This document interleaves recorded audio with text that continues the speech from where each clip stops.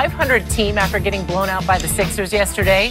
They're currently 2.5 games out of the playoffs, and Anthony Davis isn't coming to LA for now, since they missed out on trading for him last week. Despite that, GM Rob Pelinka compared his team's playoff hopes with LeBron to another all-time great, and that would be Tom Brady. Pelinka said, quote, "I think early on they were facing a ton of adversity. There were lots of stories being told about fractured relationships, but what did they do? They kind of came together. My hope is our story is a little bit maybe like that, where we're on the outside, but we find a way to get in the playoffs with the skill sets we've added. And then much like Brady did, we let one of the all-time greats, LeBron, take the helm for this time or for this team and make some noise." So, Rob, since you are notably one of those people that just loves Tom Brady and LeBron James. Who, me? We'll start with you. Do you like this comparison? The Rob Pelinka I just threw up in my mouth. I mean, seriously, stop it. Comparison between these two, there's no comparison. I don't even know where he's going with this. First of all, and this is a tough spot for me to be in. Yeah, I'm waiting. You're waiting. You want to hear? Because which side you're taking? Well, I'm going to take Brady's side in this. Wow. New England. Do not faint. Mark the date. I'm taking Brady's side. Is it because the football season is over? No, it's not that. Right. It's just that Brady has an easier way into the playoffs. Like, well, LeBron's going to have to fight his way in for New England.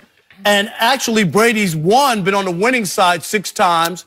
As far as winning championships, and LeBron has lost 6 times in his quest for championships.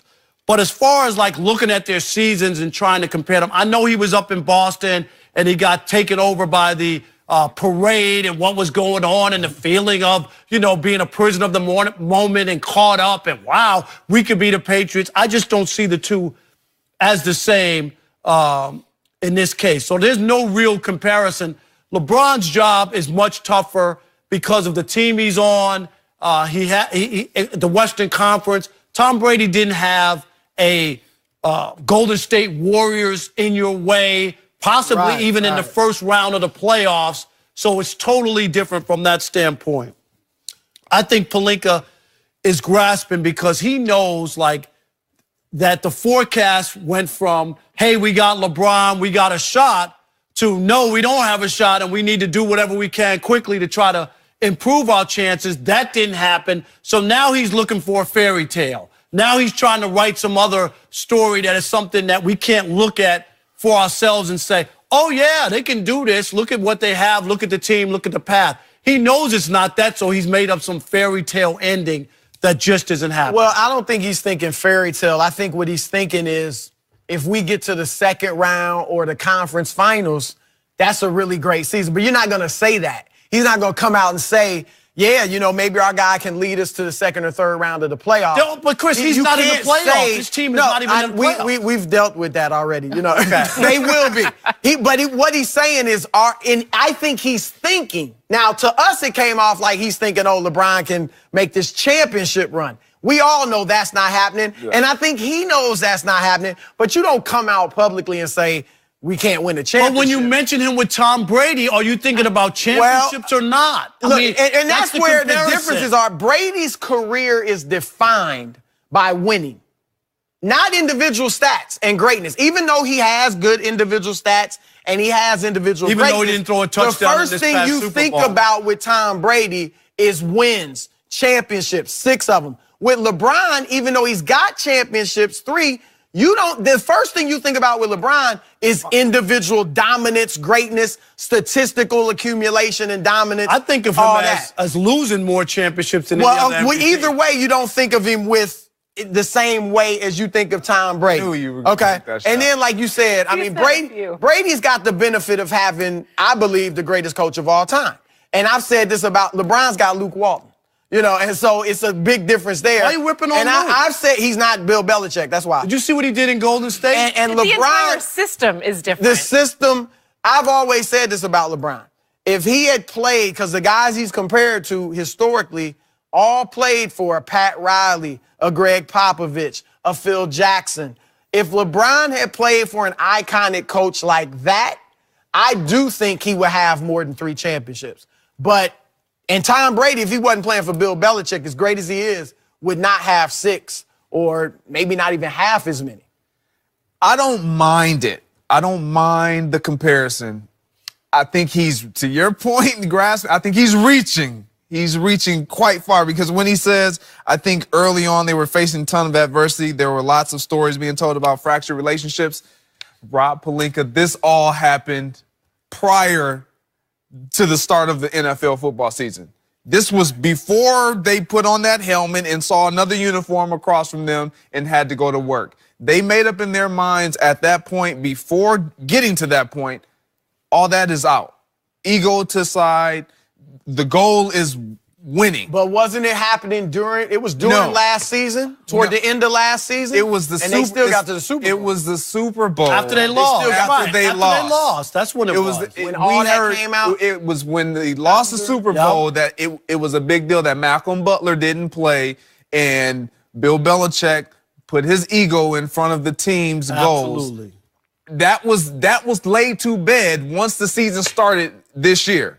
We heard nothing about it. We heard no grumblings, no bickering, anything. What we're seeing with the Lakers is during the season because of the trade acquisitions that they were trying to make happen. And so you've kind of imposed this on your own guys.